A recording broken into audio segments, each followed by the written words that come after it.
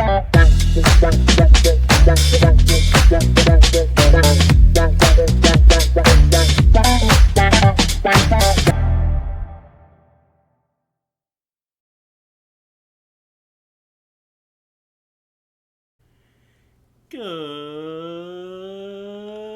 morning, everybody. It's a beautiful day. Welcome to the Fastcast, your weekly podcast, everything football.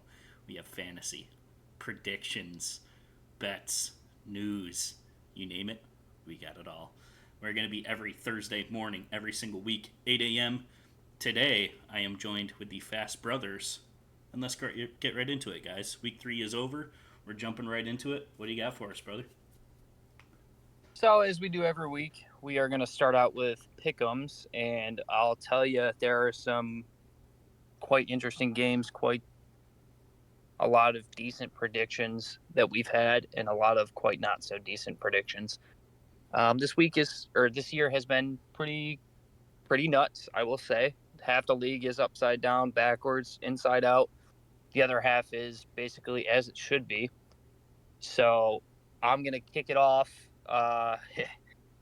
We're going to start hot. We're going to start with the depressing side of things for one of us. And we're going to start with the Dallas Cowboys and New York Giants So, why is that for got to be my, depressing?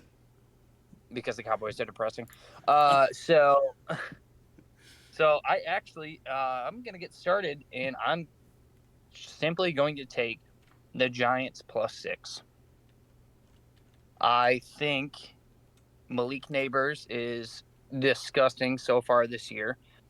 However, they do not really have any other weapons besides Malik Neighbors, and they also have to rely on Daniel Jones to throw him the ball, which so far this year he's not been terrible, but he still has a lot to prove based on previous years. I think if the Cowboys can figure out their run defense, they'll be okay. I think this game is a tester for their pass defense, and I just think that the Cowboys are going to win this game, but I will take the spread because I believe Malik Neighbors is going to have another important game, and he's going to be a factor against the Cowboys. Brother Caleb? Yeah, I think this is going to be a pretty close match here. I would have never even imagined saying that week one. That would have been like, oh, Cowboys all the way. Giants are going to stink, especially after the week one performance with Danny Pennies. But now Malik Neighbors is really involved in this offense, and he's shining to be one of the best rookies this year. And I mean, the Dallas Cowboys the past 2 weeks. I mean, I'm sorry to say this, but for the Cowboy fan in here, but it's gonna be pretty rough. I think it's gonna be a really close game, actually. I do think the Cowboys will edge it out, but I will also go with the Giants spread with the +6. I think it'll be like about a field goal here. All right. Well, here's what I have to say about this game coming up right here.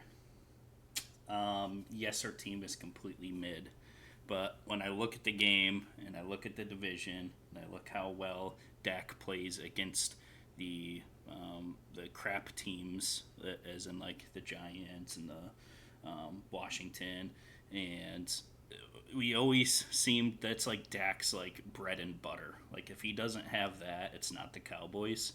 Plus, the defense has been very, very poor with the run game. And this, like, all we really have to do is contain like Daniel Jones running out of the pocket, which I don't think will be a huge deal. I think anyway. I mean, the defense has been literally absolutely horrible. Um, I don't think containing him is going to be as big as of a problem as the past 2 weeks for the defense. And being that we always play well at him, and I thought long and hard about this because man, we look really horrible. The Giants come off like a good week and play, but our air defense, our pass defense, I don't think is the problem here. And Malik Neighbors is the only offensive guy that I mean they got Singletary pretty solid back, but I don't think it's going to be as explosive as other teams were running against us for 200 plus yards. And I think that's the factor our defense was struggling with. And with all of that, even though I really thought this game was going to be winnable for the Giants, and I really debated picking them here for my whoopsie daisy. Like, actually, I was really seriously considering it. I am going to take the -6. I think we win by a touchdown here, just because of the history and how we just take care of the division. And that's literally what it's the only thing Dak is really good for at this point. So Yeah, he's also good for his cadence. Here we go on to Sunday. We had Thursday. Dude, that's like the segue there. You like that? That was pretty good. That's That it. was pretty good. So there's Thursday night. Um, Moving into Sunday, first game Vikings and Packers. We will get into this in the later segment in this podcast. I'm taking Minnesota at +2.5, which this is pretty surprising to me that they have Minnesota as the underdog. Minnesota looks legit. Sam Darnold somehow looks legit. Justin Jefferson is legit. We already knew it. And I think Aaron Jones has been playing outstanding as well. I don't know how the Packers are the favorites. I mean, Malik Willis went absolutely nuclear last game. And who was I think one of their corners had 3 interceptions last game. Is probably going to be another shock factor game for the Packers. Minnesota looks solid this year, so I'm taking them as the underdog. And I'm taking their spread at +2.5. Yeah, Minnesota. It's one of those teams. We all thought Sam Darnold just not going to show up. He's not going to be the guy, but he is the guy. And the Vikings look very good. Their defense looks amazing. I think that is their high point, is their defense. And Green Bay, obviously, Jordan Love is out. Well, actually, he might be playing now. Who knows? I mean, I've been hearing reports that he maybe could have played last week, but I don't know. So whether he plays or not is 100% determining on who I'm picking here. But still, at the same time, I actually don't know. I think the safe pick here is the Vikings, even though they're the underdogs for some reason. Shown no signs of stopping. Their defense is fantastic. And I think if they can contain Malik Willis a little bit better than these other teams have, at least getting out of the pocket, I think they're going to have a pretty clear win here. So I'm not going to take the spread. I'm actually just going to take full on Vikings money line. Go for it. All right. Yeah. I'm gonna do the exact opposite, and here's why. We had the same exact conversation a week or two ago about being in Lambeau, and it was a pretty close spread. I think Packers were the favorites here, and the other team was like, "How the heck are they favorites?" Their starting quarterback goes out. Plus, I think Jordan Love is going to be playing this week, if I'm correct on that. I think he was Yeah, they said that a he game might time last decision week. last week. I think he's back this week. They're already holding strong. Willis hold it down strong. No one expected the offense to do as well. Reed just looks like that guy. I think he's going to have an explosive week as well. I think this is the week the Vikings do go down. I think it's going to be a great game, very close game, and in Lambeau and just the energy there. I got to stick with the Packers. I can't bet against them like I did last time when they were favorites in Lambeau. So I'm going -2.5. They probably will win by a field goal here. So All right. All right. Moving on to the Pittsburgh Steelers and the Colts. This one seems obvious to me. The Colts offense just isn't clicking. Anthony Richardson really is just not that guy this year or last year. I mean, to be fair, last year he was, out for the season. Pittsburgh Steelers defense is legit. We already knew that. They always are legit. They're 3-0. Justin Fields is playing as well as he needs to right now. I'm taking the Steelers spread -1.5, and I think they're honestly going to win by a touchdown. Yeah, with as low as the spread as it is, 1-5, I think it is pretty obvious for me too. The Colts struggling, like brother said. Anthony Richardson, everyone said he's gonna be the hot commodity, and he has made some very questionable decisions. He had some sparks of greatness there. I can't lie there, but he's overall, I haven't seen it yet. They're still struggling. The Steelers very solid all around. I'll just rock with them at the -1.5. All right, so I'm gonna have to agree, um, because I was really excited for Anthony Richardson coming in this year. I thought he was going to be the big impact player, but week after week after watching him, it looks more and more chaotic. Like it's just basically you sling it 60 yards down the field or you try to run it. It looks like really, really everywhere. Um, and yeah, I mean, just for me, I'm going to stay away from like having the Colts here until I see some offensive production. And yeah, but keep going back to the Steelers D through the past 3 weeks in a row. I bet on them because of defense, and here we are again. I don't think with a struggling offense already is going to get past it. So yeah, I'll take the -1.5 as well. Beautiful, beautiful, beautiful. On to the Broncos and Jets. I think I can speak for all of us when we say the Broncos last week absolutely shocked at least 75% of the nation. I don't think it's the same story this week. Tampa's O-line let Baker down. What was it, 7 sacks against Baker? Broncos, just their defense was legit. Their offense wasn't crazy or anything like that, but they got the job done against Baker Mayfield and the Tampa Bay Bucks.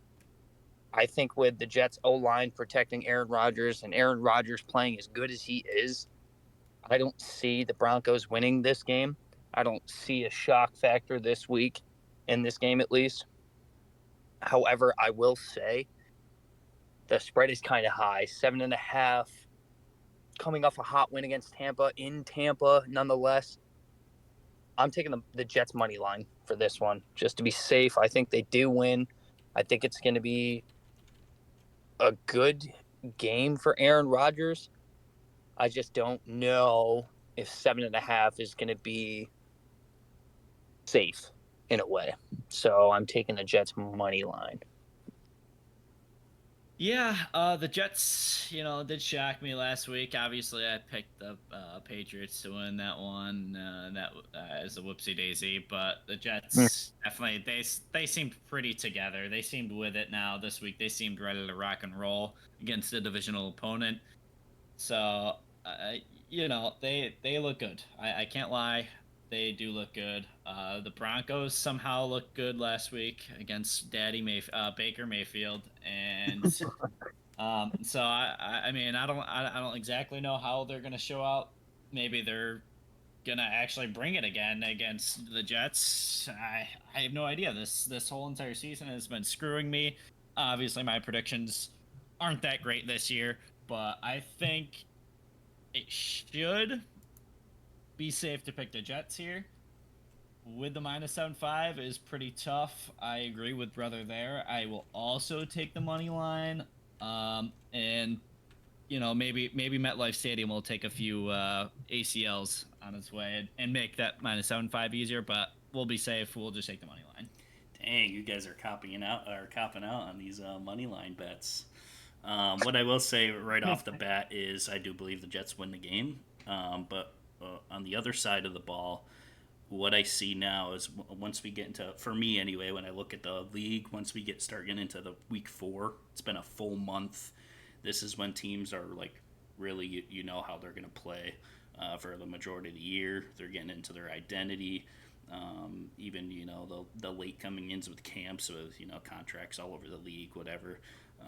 You feel like a month in of full practice, full games that you start forming into what you're going to be for the year. And what I see with the Broncos is progression. Bo Nix is getting better throughout each week, seeing the field. In the surprise game against the Bucks, they looked really good. Nix looked really good. The offense was moving. Defense was holding them off of a red hot firing Bucks team. I like a lot of things with the Broncos going on. So I'm going to actually take the spread for them, but I still do think the Jets win. It's not a whoopsie daisy for me this week, but +7.5 for the Broncos.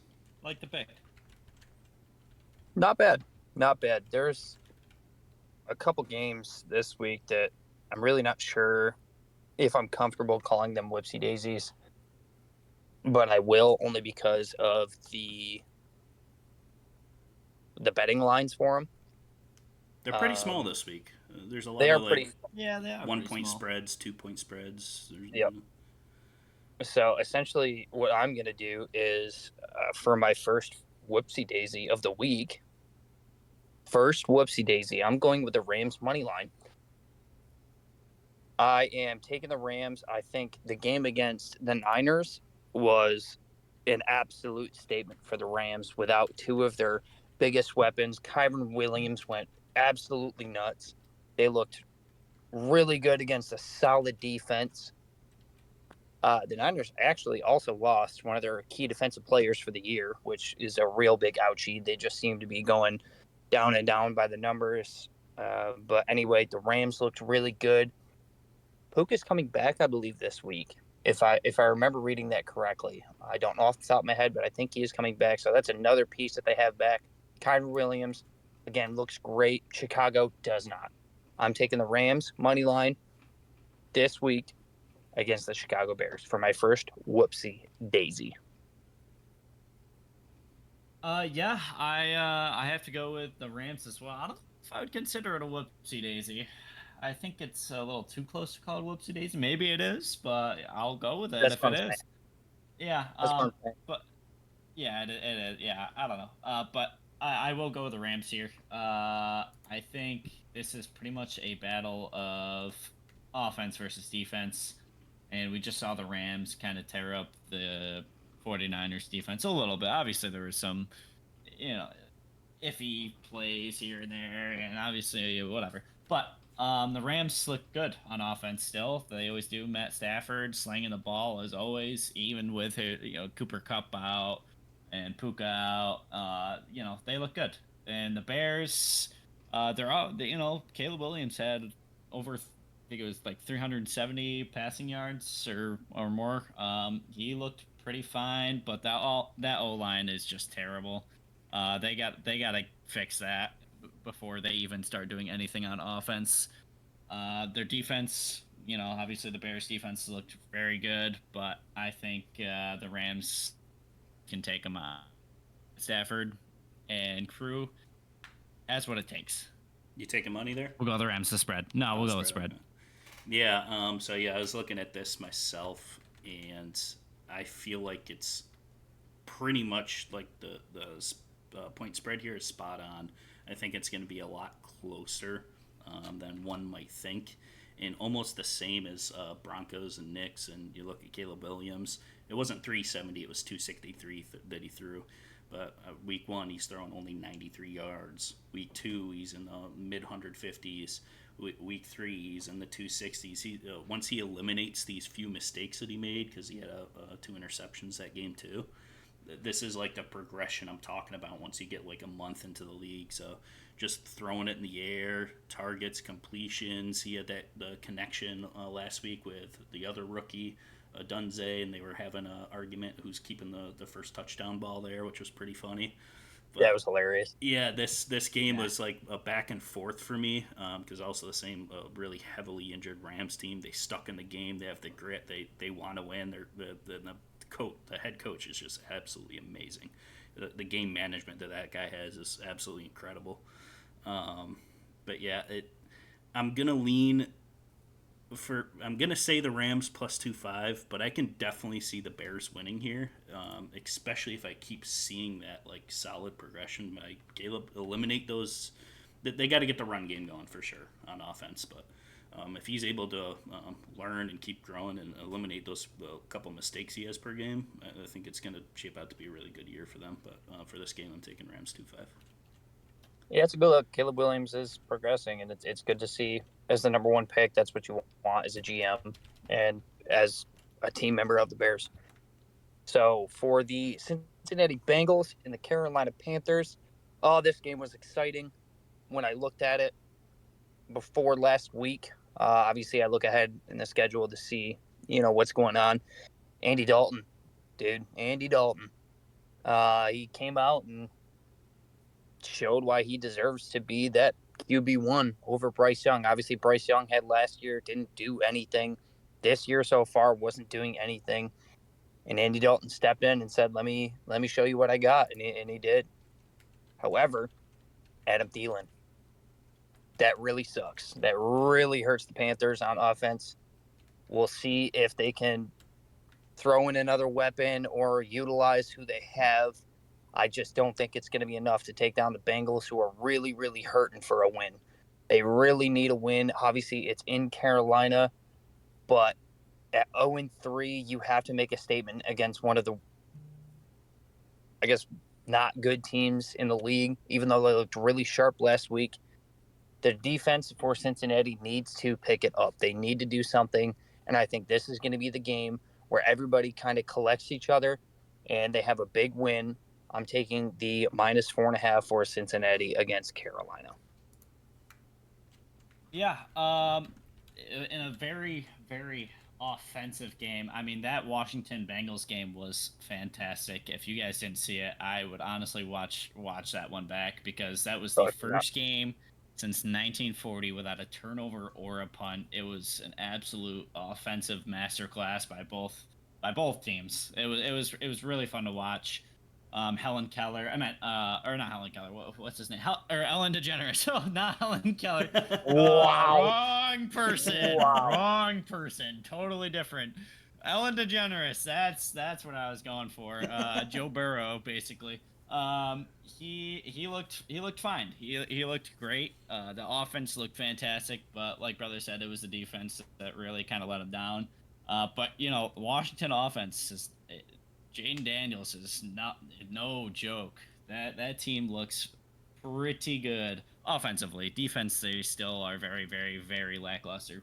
So I think Cincinnati comes into Carolina and has another great offensive masterclass against them. Even though Panthers defense is pretty solid, but still, I think Cincinnati's just gonna cover. And like other brother said, with the injuries to Carolina, I think Cincinnati though clears the spread pretty easily. Oh gosh, what do I think here? I mean, I think it's.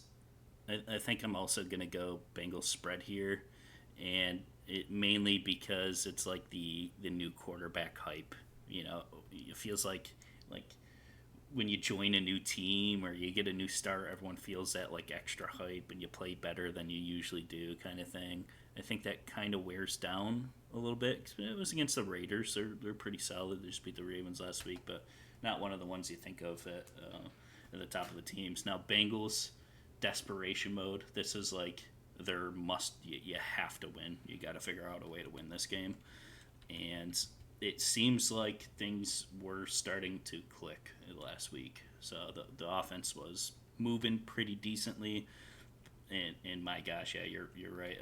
I think we're in big trouble here for the Cowboys, because the Commanders might be one of those surprising teams. They looked really good. Not even gonna lie, that team looked probably one of the best performances of the week on offense there. And yeah, Jaden Daniels is that guy. But yeah, this desperation mode, you got to take Bengals -5. They got to figure out a way to win this. I think they do it pretty easily here. Yeah, Jaden Daniels just, oh my God, that last touchdown really, really solidified an absolute stellar performance. I mean, he was almost perfect. Literally, he had more touchdowns than incompletions. Yeah, that's nuts. Wow, rookie quarterback showing out. Love it. 3 too. I know. So on to the next one. We got the Saints and Falcons. We will get into this, my opinion, segment later in this episode. Real quick, make it easy. I'm taking the Falcons spread at 1.5. The Falcons are clicking. They should have beat the Chiefs, but it was just not a good play call on that 4th and 1 to run a sweep to the outside with Bijan in the backfield. It's almost reminiscent on the Seahawks running a little pass when you have a human earthquake in the backfield for a 1-yard rush to the end zone to win the Super Bowl against New England. They should have won. They went and played a tough opponent, ended up losing. I think that the Falcons have it going, and I think that they win this game. I'm taking their spread at -1.5. Yeah, this is a game I honestly would avoid. It's a divisional matchup. I'm still confused by the Saints. I have no idea what happened the first 2 weeks. Eagles, and all of a sudden everything is just gone and disappeared, and Alvin Kamara gone. Well, I guess I can't say he's gone. He was still very good, but uh, it's, they're still very confusing to me. But then again, so are the Falcons. They do look like they are getting better, though. I mean, should they have won against Kansas City? Yeah, we're not gonna get into all that. Or actually, maybe we will. Anyways, it's a tough game for me. I think it is going to be a very close game, very very good game. Uh, I'm gonna take the Falcons. I'm also gonna take the Falcons. I think they'll win it. I will take the -1.5 spread just because it's so low. I think they win by a field goal. And yeah, take the Falcons. Yeah, I think you're on the right track there. Divisional game. Historically, I think the Saints have the Falcons number for sure, and being neck and neck with the Chiefs, even though honestly they're not playing amazingly this year, they're just finding the ways to win. Whether it be the refs, whether it be the stripes, whether it be etc. But yeah, they just look solid right now. And that primetime game, primetime Kirk coming back, divisional game at home. This is their second week at home, right? So that was that primetime game at Chiefs was at home, correct? Yes. Okay. Yes, correct. Yeah. Yeah, it's a tough one for me. Same thing. Probably stay away if you can, but I guess I'll take the Falcons as well. -1.5. Nice and easy. On to the next one, Philly and the Bucks. Back in Tampa Bay after a tough loss to an opponent that you should have beat, and they turned you around and spanked your little booty cheeks. I think, this is also a tough one. I think the Bucks want to come back out and they want to win the game. It's a tough opponent at home, but the Eagles, they're weird, man. They're really weird. Saquon obviously is the heart of that team. AJ Brown was out last week. I don't know if he's back this week. I think he is. However, Devonta Smith, I don't know what his story is. He got hit pretty hard and was taken out of the game for concussion. We can talk about that. It was a dirty hit. It was absolutely unnecessary. I digress. I think Philly is going to do what they do with Saquon, and they're going to run all over the Bucks. And I would like to assume that he's going to be hard to stop. I think Philly's offense with Saquon is just too good. Jalen Hurts doesn't look good, but they have Saquon. It's a good leaning stick. So I'm going to take Philly spread at -2.5. I think they win this game actually pretty big. I'm going to say by a touchdown at least. For me, once again, Tampa Bay, they did not look good against Denver at all. And it's kind of sad, Daddy Mayfield, he was playing MVP caliber football, let me tell you, the first couple weeks. But that game, I don't know, it just all fell apart. Not entirely sure what happened to him. Sean Payton got in his head or something. I don't really know. But against Eagles look okay points, and then Jalen Hurts fumbles and throws an interception and other points. So this is really a toss-up game again, one that I also would probably stay away from. And I would put this up if AJ Brown plays or if Devonta Smith play, I would go Eagles here. But if they're both out, it's Tampa Bay all day long at home.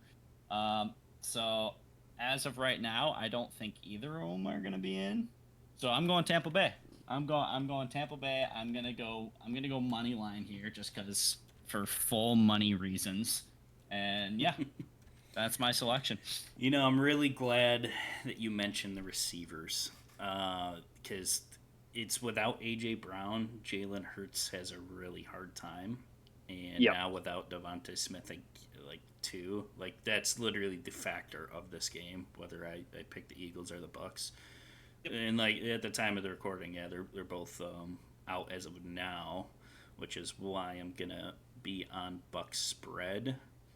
But you look at the rushing defenses; these are both both teams. Eagles are 23, number 23 in the NFL rush defense.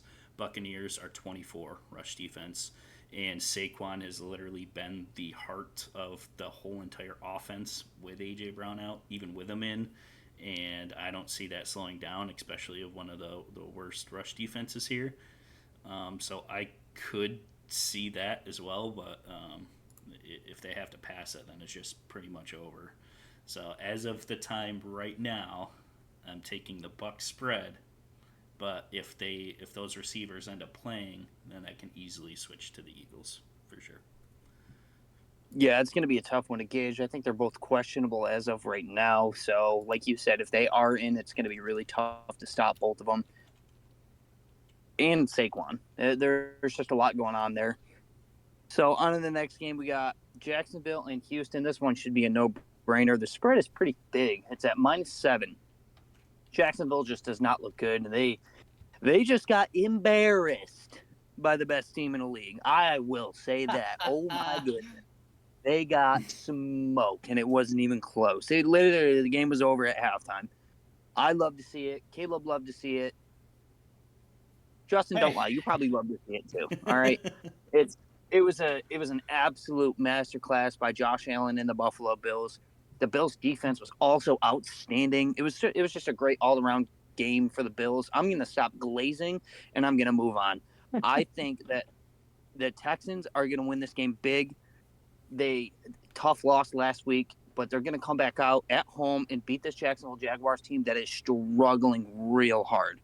So I'm honestly going big, and I'm taking the Texans spread. Yeah. Jacksonville, bad.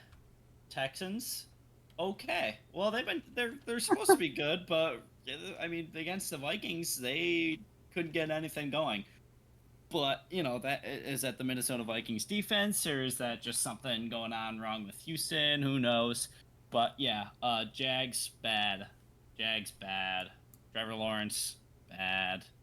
He was doing spin moves on Casper the Friendly Ghost behind his O line. So I don't know what's going on there, but yeah, I don't think it's going to be that big of a differential here. I mean, it is a divisional matchup. I'll say Houston gets 24 this game and Jacksonville gets 10. I think it's pretty close, but still covers the spread here. So yeah, I'll go Texans spread, especially at home too. Yep. I'm never betting Jags again. I'm never taking a whoopsie daisy from them again. Spread, you name it. We we have to have a serious conversation about the quarterback there in Jacksonville, which you might hear about later. Who knows? Stay tuned. You'll never know. That might be a hint. By the way, it's a surprise. Yeah, Texans -7. They win just like the Bills did, 40-10 or 47-10. Yeah, you thought I was kidding when I said the Bills were going to win by 30, and then they were winning by 30 at the half. Yeah, that was. I went a little bit more outlandish. I said 50, so it was close though. I mean, geez, I think obviously they're going to take Josh Allen and their heavy hitters out once it gets that bad. But if they stayed in, they could have won by 60. They just looked so good. It was, and then they put in Mitch Trubisky. That was cool. Really, was. Not great for the fantasy. However, I do have Josh Allen. He did score 30 points and got me a win. All right. That's enough gloating about the Bills. Come on, I've heard enough. Okay, so they did do really well though this week. It was played. It was a masterclass, and five different Bills scored touchdowns, and it was fun to see. It was really cool. So on to the next one, New England and San Francisco. This one might surprise some people with what I'm going to guess. I mean, the spread is huge. It's -10. I'm only taking the money line for the Niners. They, like I was just saying, they got a lot of pieces out, and I mean a lot. Ayuk didn't have a lot of production. However, Juwan Jennings, in fact, did. He had, what do you have, like 50 fantasy points this week? Close. Absolutely nuts. It was like 48 or something like that. Absolutely nuts. He is probably the biggest pickup on the waiver wire in fantasy this week, probably of all time, honestly, in a 1 week span. I'm only taking the money line for the Niners. Debo's still out. Ayuk isn't looking sharp. CMC's still out. They have a third string running back in who's not looking terrible, but it's also pretty detrimental. And the Niners just lost Hargrave for the year. Big hit on defense. Niners defense is always pretty decent, but that's a huge loss. So money line Niners, and that's all I have to say about that. Yeah. I'm glad you touched base on the whole Ayuk and Juwan Jennings thing. I will talk about that later, but for me, I'm going to keep it nice, short, and simple. I'm going 49ers spread. I think they clear it. I think the Patriots are just not that good. So, especially after I bet them last week. So, yeah, Yep. screw you, Patriots. And yeah, this is for all those years of torture on the Bills. Go Okay, but we don't 49ers. have to talk about that pick last week. The whoopsie daisies. We can just forget about it. I know our I already listeners. did. I have no idea what you're talking about. That's right. You guys don't have to remember it because I'm Hey, going to bring that up right now. So you guys did both have a whoopsie daisy going in, and I tried to tell you guys last week you should listen to the podcast that this was going to be their fallback game. They looked like they were going to be a team, pretty solid. They played great first 2 weeks, and this was their fallback week. That being said, it is really, really unfortunate to see the amount of injuries on the Niners, and they're not at their best. And they put up a really good game. Jennings going off, and I think we have to give a ton of credit to Brock Purdy because you heard all the stories that the only reason he's good is because he checks down to CMC for 60 yards because he has Debo, because he has Ayuk, he has all these weapons. Without all these weapons, I mean, he's still slinging. I think we owe a lot of credit to him, and I think he's a quarterback that deserves that instead of hearing all these things like you're only good because the pieces around you. That being said, I am taking Patriots plus 10. It's just way too many points for a full injured team. I think the Patriots are solid enough to hold the 10 points, but I do have the Niners winning this game pretty easily. But Pat's plus 10 for betting reasons. I also forgot that George Kittle was out last week. I completely forgot about that until you started listing off the injuries. That was. Don't worry, Christian McCaffrey will be back week 9. Are you saying that because he's in Germany right now? That was a good joke. I love that. That's fantastic. Bravo. Oh, that's Bravo. right, because he has the he goes see a specialist. Yeah. In Germany. By the way, that isn't my joke. I didn't come up with it. For everyone that's gonna sue me for stealing their joke, I did see it on Twitter. Okay, sue me. All right, cool, whatever. That's a good one. I like that. That's good. All right, on to the next one. I got a chuckle out of it. The Commanders and Cardinals. This is a tough one. I will say that. The way that the Commanders played last week makes me believe that they can win the Super Bowl. Just kidding, not really. The Cardinals, Marvin Harrison Jr. is just a stud. I said that the Lions were going to lock him down. They kind of did, kind of didn't. He got a touchdown. He still looked pretty good. But for my second whoopsie daisy, based on the odds, I'm taking the Washington Commanders money line for money reasons. I think if Jaden Daniels has another game like he had, the Cardinals don't stand a chance. That game was absolutely insane. It really is contingent on the Commanders' defense to contain Kyler Murray scrambling like a 3-year-old with a cookie that he just stole off the counter. I'm taking the Commanders' money line over the Cardinals this week. I would agree with you. I mean, Jade Daniels was fantastic. That game was just great. Like I said, if you haven't seen it, go watch it. It was one of the best football games I've watched in a very long time, and I had plenty of time to watch it when the Bills were up 400-0. So, I mean, the Cardinals, they still looked fine. They're 1-2, obviously, but they have played against some pretty tough opponents, and they've made it close. The Commanders, they're 2-1 now. Obviously, they won that big game against the Bengals, but their defense wasn't all that great.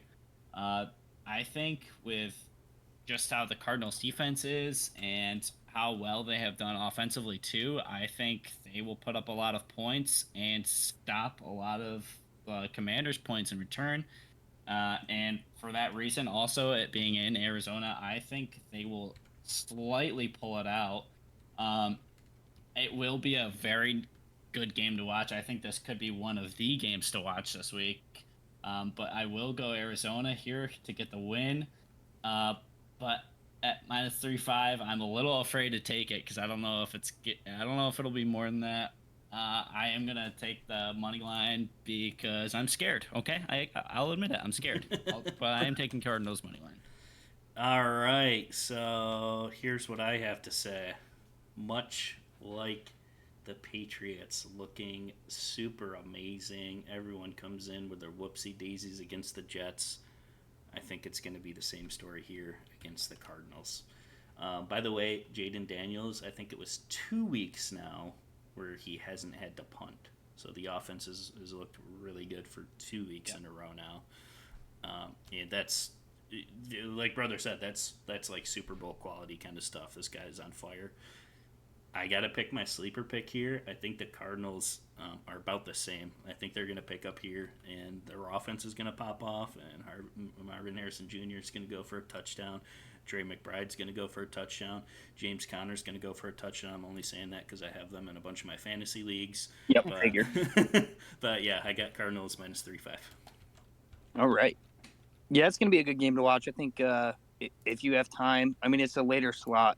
It's at 4:05 on Sunday. So if you have time, you should definitely tune in and watch that one. That's going to be a good game, I think.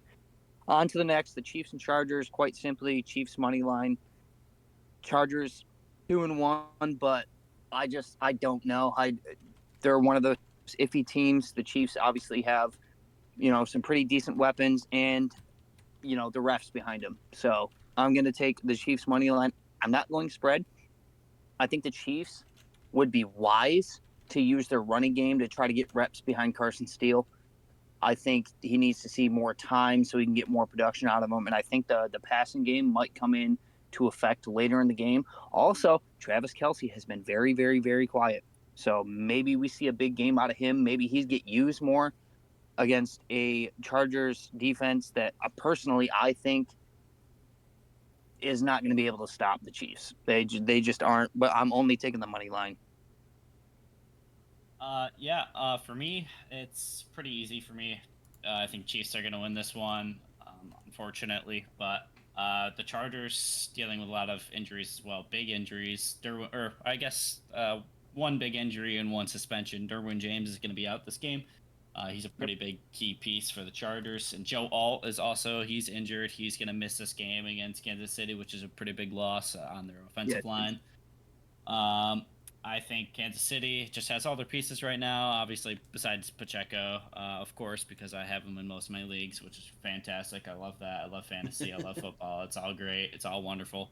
But I think I think the Chiefs win this one pretty easily, and especially because they have the refs. But I won't. Anyway, yeah, Chiefs. Go Chiefs. Money or Spread. Okay. Yeah. All right, so I'm gonna disagree with you guys. No, I'm just kidding. I'm not going that far, but my God. I am taking the Charger spread, even with all the injuries. I just like how Harbaugh, also one of those that manages the game. I think he's coaching the team really well.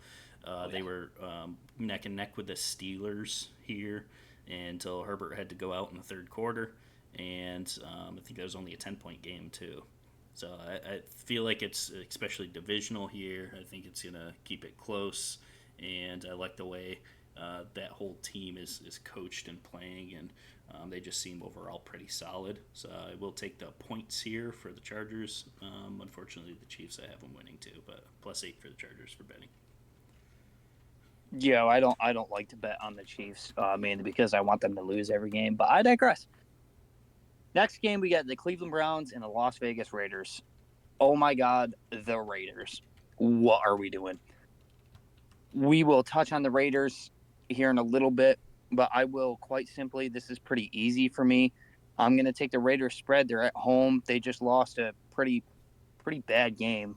I think that they need to come out and they need to show some force. They need to win this game at home against a Browns defense that is not good. And I think they're going to do it. I think they're going to win by at least 4. Well, Yeah, the Raiders, they just seem to play to the ability of their opponents, and they win games that no one thinks they should be winning.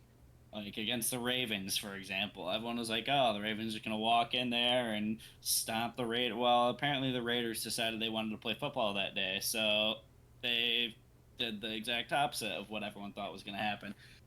So for me, against the Browns, I have no idea who's gonna show up. The Browns lost to the Giants.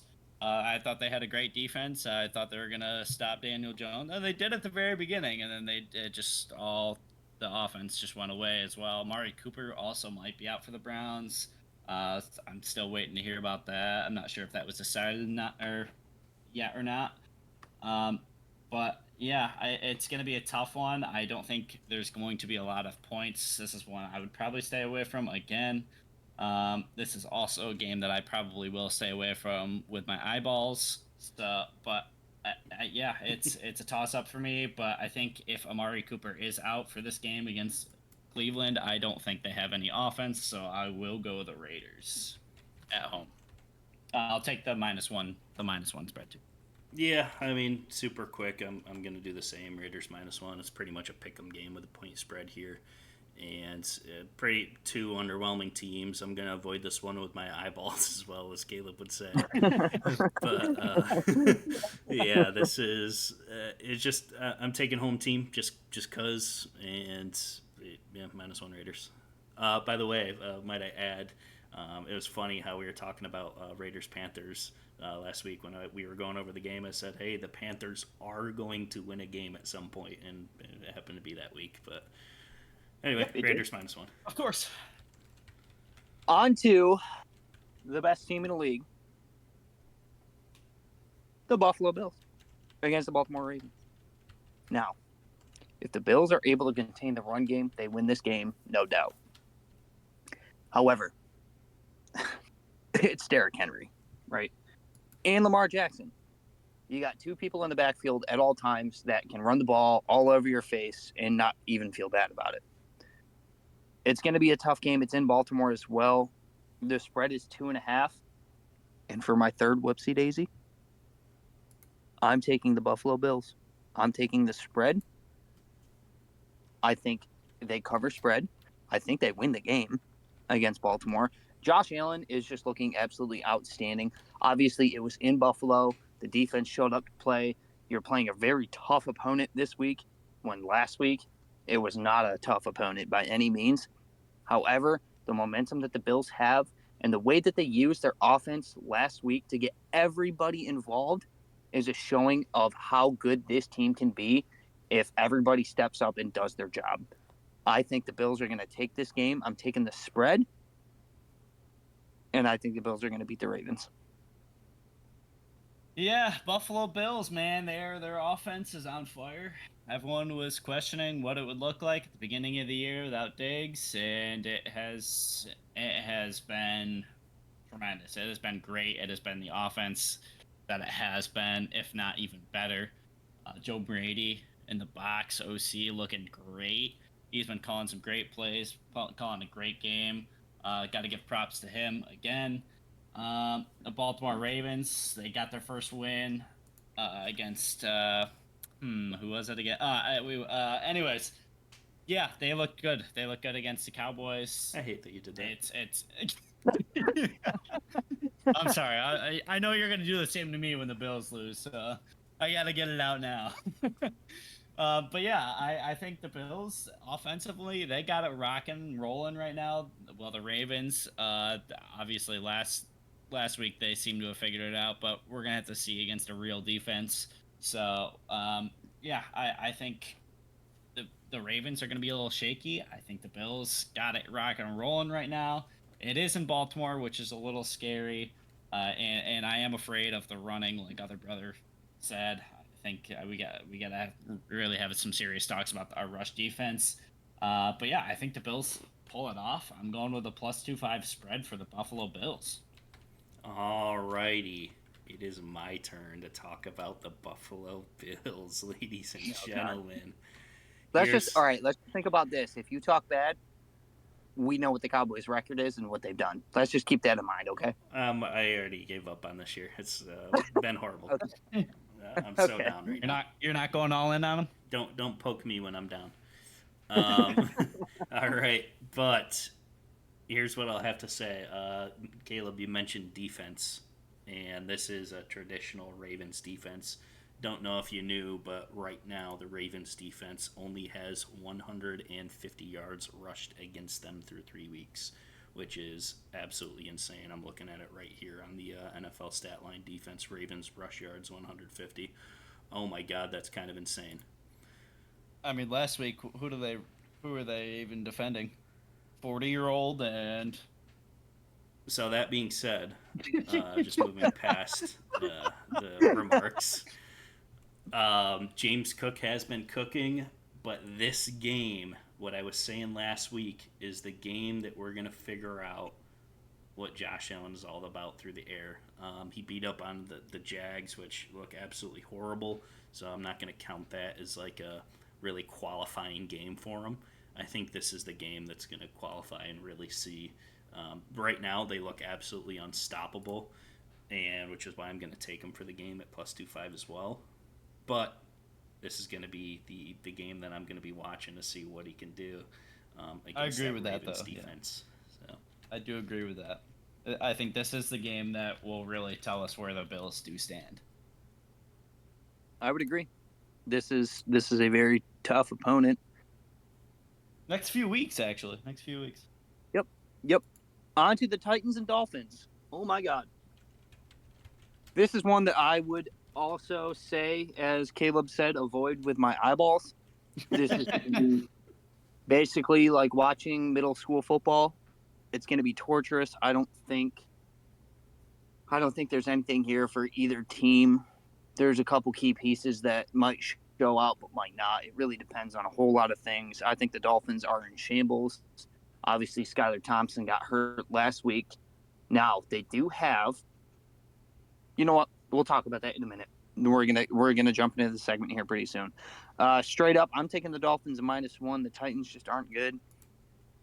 The Dolphins do have A-Chain. They have Hill. They have Waddle. So they have the pieces there to get it done. They just have to get it done. I think at home they need to do something. They are not looking good by any means, and they need this win against a very not good team. So I'm taking the Dolphins spread at -1. Yeah, that seems like the reasonable play here. It is in Miami too. We know how Miami works. I think it's an eyeball avoider for sure. Will Levis, I am so excited to watch what meme will come out from him this week. It's gonna be glorious. There's gonna be fumbles, interceptions. There's gonna be tears. There's gonna be hands on heads. Oh my gosh, it's gonna be great. What will we see from Will Levis? The Titans, once again, look horrible. The Dolphins, completely beaten down. But like other brothers said, their pieces are there. It is in Miami. If they use like HN and at least give Tyreek a couple looks, maybe a couple jet sweeps and put him in motion, I think they can get it done. I believe in Mike McDaniel here at home. I'll take the Dolphins -1 spread. Yeah, so super easy for me. Dolphins -1. That's all I got to say about it. Sweet. Beautiful. On to the next one. The second Monday night game. Titans and Dolphins are on Monday at 7:30 Eastern Standard. The Seahawks and the Lions are also Monday at 8:15 Eastern Standard Time. I was very, very quick to almost jump on Seattle Seahawks winning this game against Detroit. It was going to be a whoopsie daisy for me. However, Seahawks really haven't played anybody that great. Their offense is clicking. They're playing very well, but Detroit is a tough team. They have they have the best backfield in the entire league with Jahmyr Gibbs and David Montgomery. It's just almost not fair. It's like changing the sliders on Madden and forcing trades. I think Detroit is going to win this game. I'm taking their spread at 3-5, and I think they win by. I honestly am going to say they win by 8. Well, alrighty then. Yeah, this game is in Ford Field. Lions look pretty good. There's a few, iffy things here and there that you could mention with the Lions, but overall, they look like the team that we thought they were going to look like. And the Seahawks, they did surprise us. Yeah, they're looking pretty solid as they usually do, but this is in Ford Field. The Lions, they're that team. They're those guys. Seahawks are 3-0, and I think this is the week that they get their first loss in a tough away game here. So I will also go the Lions at -3.5. All right, yeah. So I looked at this game pretty easily, and for me, I'm gonna explain all my reasoning into our next segment because I don't want to spoil anything for you guys. But I'm also taking the Lions -3.5, and I'll let you know why right after brother announces what we have next for you. Oh boy. Beautiful. Also, I do want to add a little bit onto that before we jump into our next segment. Geno Smith is going to have to deal with Aiden Hutchinson. So there's that. On to our next segment. This one is I feel like as brother said before, a pretty good place for us to determine contenders or pretenders. There are teams in the league, like I said, half the league is upside down, half the league is as it should be. And we're going to jump into a few picks. We're going to try to make this pretty quick. For me, personally, I have as a contender I'll start off with. I'll go one off. I'll do one contender, one pretender, and we'll go one by one. I am going to go with the Pittsburgh Steelers as a contender. I think they found their piece in Justin Fields. I think they have a pretty decently easy schedule until week 7. It's going to be the real test for the Pittsburgh Steelers. I think their defense, and we like I said, we have known this. Their defense is elite. TJ Watt, dude, he is an absolute freak of nature. It is a very scary thing to come up against him and see him sprinting at you. And probably, I'm assuming I can't hear him all the time, but he probably screams when he runs at you, and it's probably very I intimidating. could see that. I think the Steelers are looking real good. Najee Harris, dude, he's an animal. He's a monster. He's the kind of running back that you want. He bites heads off and he doesn't ask questions. He fights the ground every time he runs the ball. Justin Fields is looking good. We will touch on some more of that in our next segment. So I'm going to go with Steelers as a contender. And for my first pretender, I'm going to go with the New Orleans Saints. I think the Saints beat up on terrible defense in obviously the Browns and the Cowboys. We know the Cowboys don't have good defense. Panthers. We weren't really sure going into this year how good their defense was going to be. They didn't change anything. The Browns just do not have good defense. They are not looking good. The team is in shambles, I feel, and they have a very very tough schedule ahead, right? So this week obviously is not it it's not the week to determine tough or not. No, I lied. It is against the Falcons. I was looking at later down the road. So they have a tough schedule and back-to-back games. They have the Falcons, the Chiefs, and the Bucks. The Falcons and Chiefs are going to be away from home, and then they are back home against the Bucks. And we'll see how the Bucks are starting to do once they start to figure it out and they start playing the caliber of football that we know they can with Baker Mayfield. I think the Saints are going to be in a tough spot, and that was very concerning. I'm glad I didn't have my AirPods in. I would have felt very uncomfortable. Thank you, Caleb. So those are my contenders and pretenders. Yeah, for me, sorry about that. The Tampa, but no, I'm just kidding. My big contender here is actually no. I'll start with my pretender because we were just kind of talking about them. The Browns. Everyone had them at the top of their division. I think to start off, just because of where they left off last year with Joe Flacco and that defense, obviously, like you were talking about. But their defense this year is pretty middle of the line in terms of EPA. It hasn't been great. It hasn't been great. It hasn't been what we know that it can be. Whether that stays the same or changes, we'll have to see. But I mean, it's not like they had super hard matchups. I mean, they just lost to the Giants, so I don't know. I don't think they're gonna do very great at all, and their offense too. Their offense is pretty horrible. It's like fourth worst in the league. They got some things they got to figure out there. I don't think Deshaun Watson is gonna do much of anything. And I think that was probably one of the worst trades in NFL history, and I will always stand by that. And yeah, so for my contender, it is going to be the Commanders. We talked about them earlier. The Commanders look fantastic, and we also mentioned this earlier with the whole divisions. Cowboys are looking like the Cowboys, the Eagles. They still look pretty good, but with Jalen Hurts and the whole turnover situation there, and their injuries, whatever's going on there, they're kind of off to a rocky start. Obviously, the record doesn't necessarily show it because they've been pulling out these games, but we're gonna have to see. I think Washington could maybe even possibly take the division if Dan Quinn can get that defense going too. I know he's a defensive headed mind, so I think the defense will take a little bit of a shift and point in the uh, positive direction there towards the end half of the season. So we'll have to see where Washington goes and if they can maybe even possibly take that division. It'll be cool to see. All right. Well, I wanted to go more in the direction of when I thought of contenders and pretenders.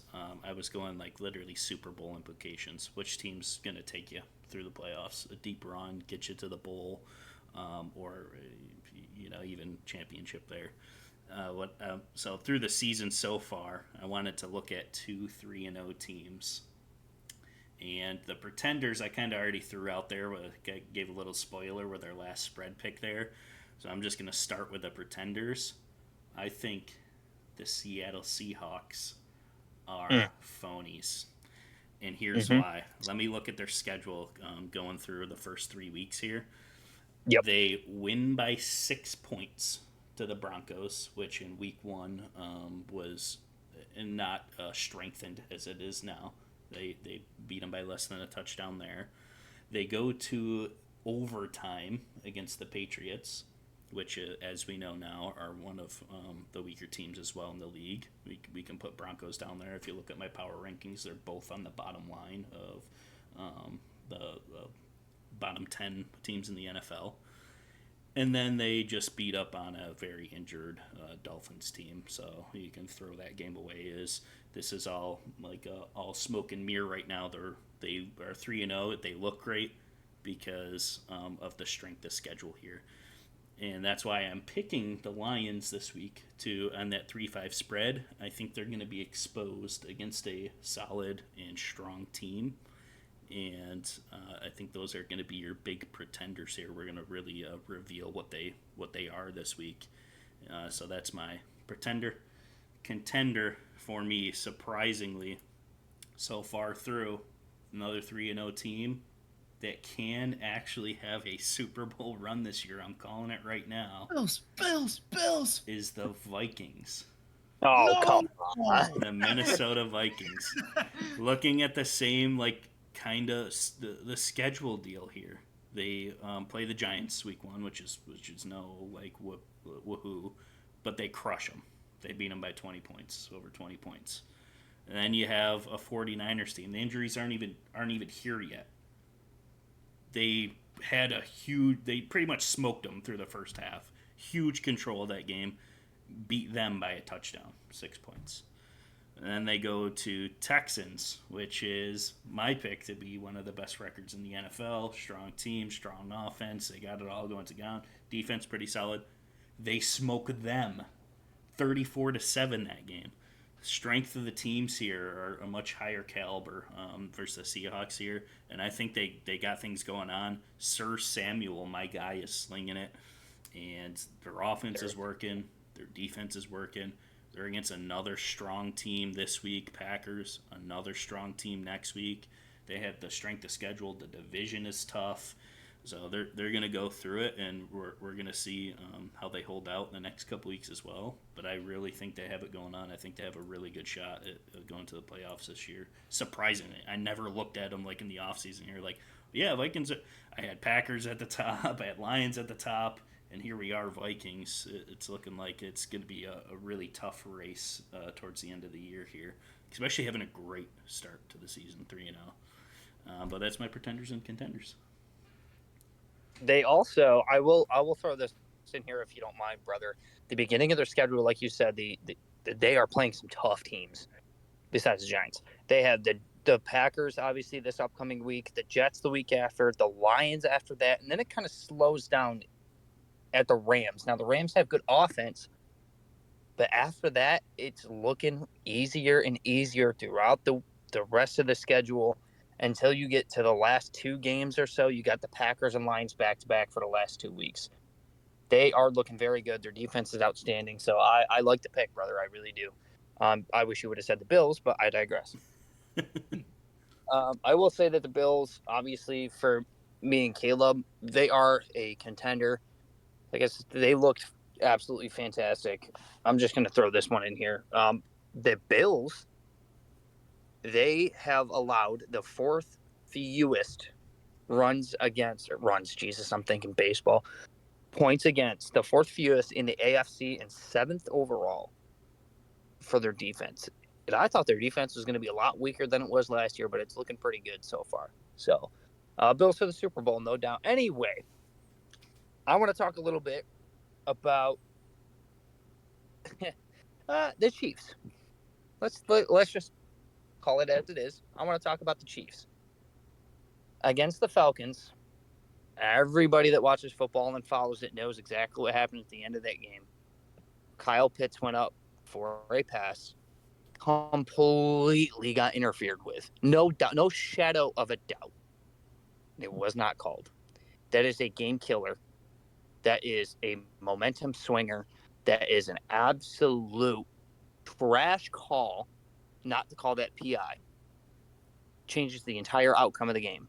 Now, when you look at that call, you look at other calls that are called the same way, or even when people call PIs that are lesser than that. That one was blatantly obvious, just not called.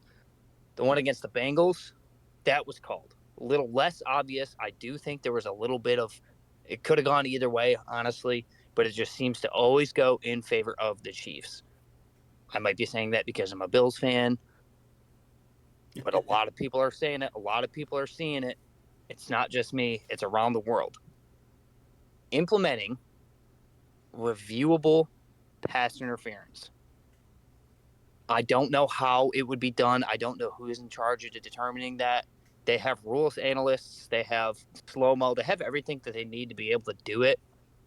I think for me, especially in games that go down to the wire like that, the Chiefs and Falcons, it is pivotal to make the right calls in order for the game to be played out properly and have the real winner determined by the game itself and not by a missed call or a bad call or whatever. The better team should win every week, right?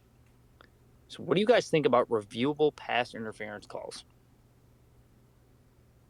Yeah, it sounds very good when you first think about it, just because they're huge penalties. I mean, like we saw, they're make or break penalty calls, and it has been a big thing. It has been, a lot of people have been, like, why don't we have this, But I mean, the big thing is just the refs. They're kind of there for a reason, and if everything is going up to the boxes, it's going to make those 3-hour games even longer. All these commercial breaks. Not to say that I wouldn't want to see a commercial instead of my team getting screwed over by a horrible call or a horrible lack of a call. But I don't know. I think it's hard for me to say that it should be a thing, even though I would like there to be. It would just be kind of hard to implement, and because then you'd have to get very specific and nitpicky on what is and what isn't. And even then, some of the reviews are going to be mixed. They're going to send it upstairs or whatever. And the people upstairs are going to make a call that you may either agree or disagree with. And it could change. So I don't think it would even make that big of a difference. And I think it's hard to kind of take away from the judgment of the referees that are on the field to begin with. But you never know. It could happen. It could not happen. Would I like it to? Sure, of course, unless it was against me. So I don't know. Yeah, I'm gonna pretty much agree. Even though we all saw and we all know that last play there was definitely a pass interference. Getting all these AI cams and slow mo and all this, it ruins the integrity of the game for having a ref on the field. There's only so many eyes on the field. There's only so many refs on the field. The flow of the game. The refs are watching every play in real time. I feel like they have a really unfair advantage because they're watching the speed of the game and all these like superhuman athletes running 700 miles an hour down the field, and you got to make a call in a split second decision.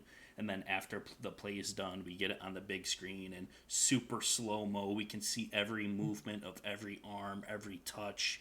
It just makes it like the refs in the NFL, their job's super hard.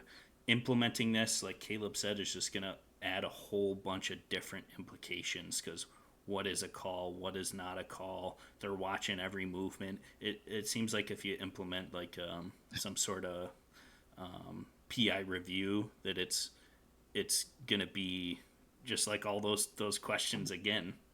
Like it has to be more specific on what is.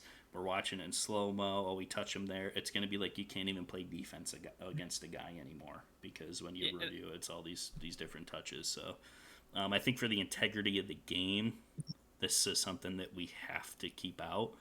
And might I add, the game should not be decided on one play. If you are the better team, you're going to win every week. It's not going to come down to one play. And you can argue that like this last play was a PI. You throw it a little under, the guy doesn't turn around. He definitely interfered. Could he have catch if he didn't? Probably. But the better team will always edge out. You shouldn't be in that situation in the first place if you manage the game correctly, if you score correctly, if your defense holds up, if your offense is moving. Like it shouldn't be down to one play only, and that's just a tough call for it's a hard position for the refs. So I think for the integrity of the game, we got to keep it out. I would likely agree that it's hard to implement, like I said. Now, I will say that I would disagree with your statement that one play doesn't make the game. That would have won the game for the Falcons. It was in the end zone. It was a touchdown pass for Kyle Pitts, and the dwindling minutes, seconds of the game that would have won the game for the Falcons. And if you play better and you should have been a catch, but you were interfered with to win the game, maybe that's something that we look into. Maybe just pass interference calls in the end zone or missed pass like open field, maybe not allowed. Maybe it's just too much of nitpicking. Like you said, very nitpicky, very perfect scenario, what have you. But being that it was in the end zone and would have won the game for the Falcons and it was just blatantly missed, it was not called, but it was very obvious. Maybe that's something because Yeah, I mean, in this scenario, it did come down to one play. It did, but yep. they had also 59 other minutes in the game to win the game, and it comes down to this last play. It just in this case was that one play. But yeah, I've always believed like the better team is going to win over the course of that 59 minutes and 45 seconds of the game. Well, look at the Rams and Niners, right? There was no qualms about calls there. There were no. I mean, obviously, there's always going to be bad calls every game because there's a lot every game.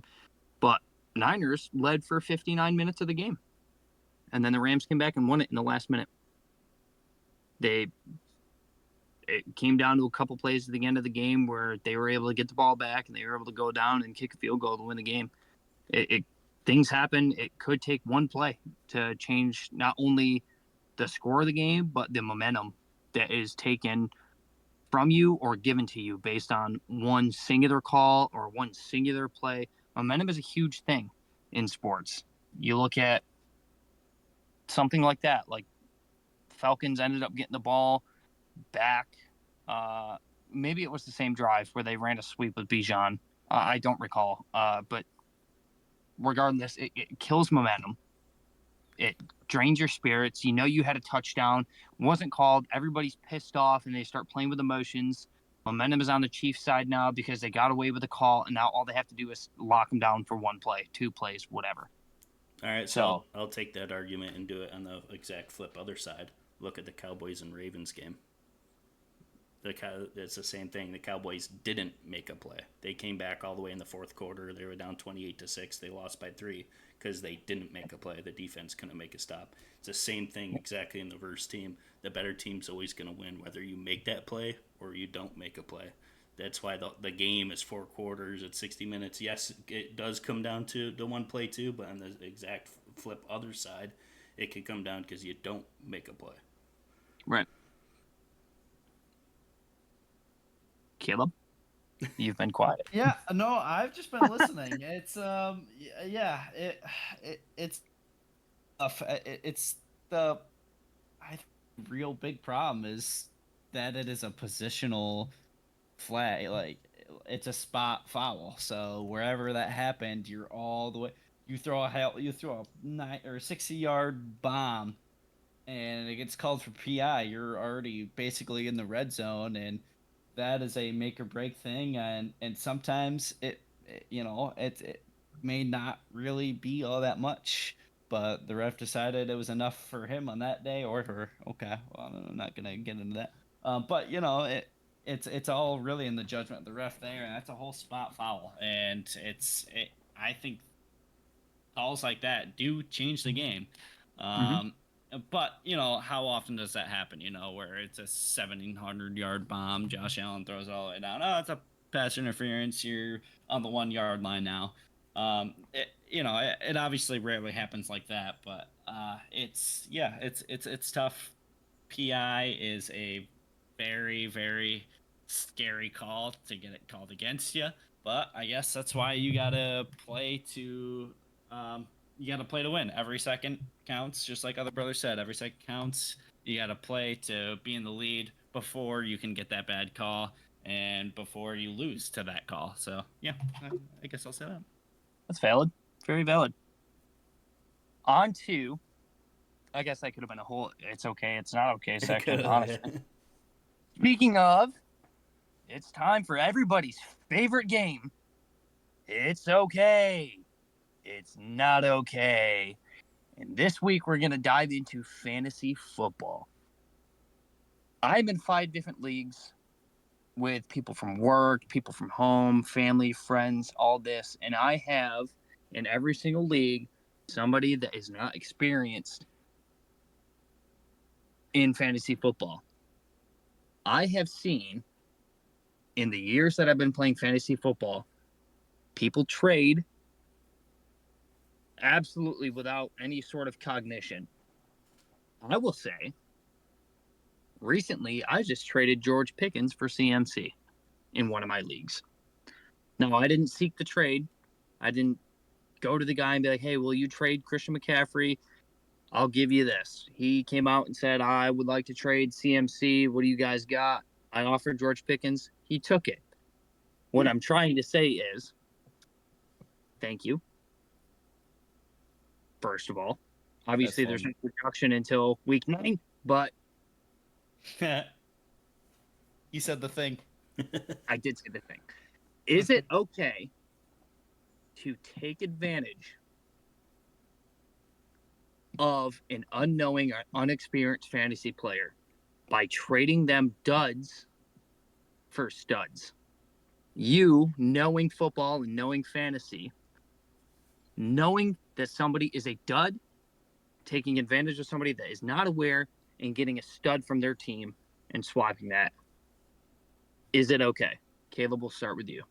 Oh yeah, let me take the reins here. I'm gonna keep mine short. I think it's pretty simple for me. I don't think it's okay. Not only for the fact that you're screwing over this poor innocent little man who's just trying to start his fantasy football for the first time ever. But you're also kind of screwing up the whole league. There's a draft system for a reason. It's put in place so that way one team doesn't get so overly stacked. Obviously, it happens because the draft is it's all random. Anything can happen on any given week in football, but it's kind of put there in place to make sure not one team has you know all the number one draft picks or anything like that. So it kind of screws to the league when you're trading someone you just picked up off the waiver wire in week 4 for someone that went as the first overall in the draft. Not saying that Pickens and not giving it's not your example that you gave with Pickens and CMC, but I'm just saying. I think it kind of not only sucks for the guy that you traded with, but it also sucks for the whole league because now you're just going to tear through everyone and no one's going to have a good time besides you. So I'll say it is not okay. Um, so I'm gonna have a kind of a weird take on this one. Love it. And yeah, everything Caleb says is true. It kind of ruins the integrity of the league, the fun of the league, because you're having all the fun that your guys are scoring 30 points. Then you come into implications here like who do you play on the bench? Who's going to score more points, kind of thing. So yeah, when you stack your team like that, it's kind of unfair for the rest of the league. But the reason why I'm going to say it's okay to do this for inexperienced players is because we were all there once. We all have to learn how it works, the PPR system, how to score, and maybe in this scenario or CMC for Pickens, he wants a week win. He's not, we're thinking CMC who knows how long he's going to be sitting on the IR out for the game. He might not even play this year. Who knows? So this trade, like he's sitting on my bench IR. I have no spots to fill. I got Chubb on the IR too. He's just sitting. I got too many players on my bench here. I need someone to score me points. I'm 0-2. I need to win this week. Let's pick up someone that's going to score some points. Wide receiver 1, George Pickens.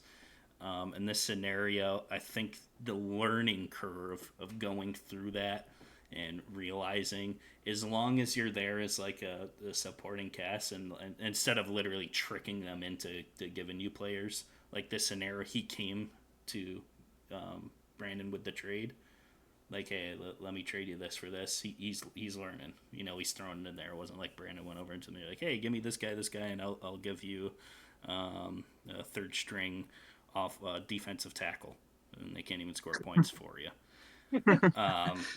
So in that aspect, I think it's okay, but everything that Caleb was saying is right too. It does kind of destroy and ruin the league fun a little bit because that's pretty much the whole point. But for the sake of this and that kind of weird point, I'm gonna say it's okay. Oh, so it comes down to me as the tiebreaker, huh? The guy who is guilty of doing the thing that we're talking about. Not really guilty. It was kind of an agreed upon thing. But my reasoning, I like your point. They have to learn. We've all been there. That's actually something that I was thinking about too. It is, I guess it's a scenario type. If you go to them and say, hey, I'll give you this is why, blah, blah, blah, they're inexperienced. That's one thing as to where this guy was like, hey, I'm trading him. And I was like, hey, I'll give you him for production for the next 5 weeks before McCaffrey's, that's one thing. I will say that there is a key element that you guys didn't touch on that I'm going to. Trades they're not instant. The only way that they are instant is through the league manager. The commissioner of your league has power to determine if a trade is valid or not. When they see a trade goes through, because you get emails, the whole league gets emails about trades. Once it's accepted, it takes a day to finalize. Within that day, the league manager has time to say, absolutely not. This trade is tilted, lopsided. It's ruining the league. I'm going to get rid of it. You guys can try again and be more serious about it. The league manager should take the reins on those trades and deny them if they see fit. If it goes through, it goes through. Like brother said, we've all been there. We all have to learn. So for this, I'm going to say that it is okay. I actually like that take a lot. That's really cool. Well, I you didn't even see, think when you about the brought league it manager. up, I didn't, I like knew that was a thing, but I just figured like, you know, I just, for Pete's sake, in this case, that it wasn't a thing. I don't know, but yeah, I mean, there is that system in place for that reason. So I mean, yeah, I guess it's whatever. No, it's another issue if you are the league manager and you take advantage of somebody and then you push the trade, you're a scumbag. Like what? Come on. Like what are we doing? So that is the tiebreaker there. The brothers Yeah, determined that it was okay. Well, two of us, but this is a democracy here, I guess. I guess we can call it that. and we'll So for this continue to week, do so. We'll continue to do so. We're going to post it on X, on Twitter. Everyone that follows, go over, vote. Is it okay? Is it not okay? Leave what you think, you know, the different scenarios, the weird take here. Is it just going to ruin the whole league? Let us know over on Twitter or X, whatever you want to call it. But that'll be concluding for this week. We'll see you next week. Same time, Thursday, 8 a.m. Follow us at everything. We have our TikTok, Twitter, YouTube at the Fastcast. And we're excited for the upcoming week 4 of the NFL. We'll catch you all after the week's done next week on Thursday. And thanks for tuning in. We'll see you next time. go Bills. Go Bills. Go Cowboys.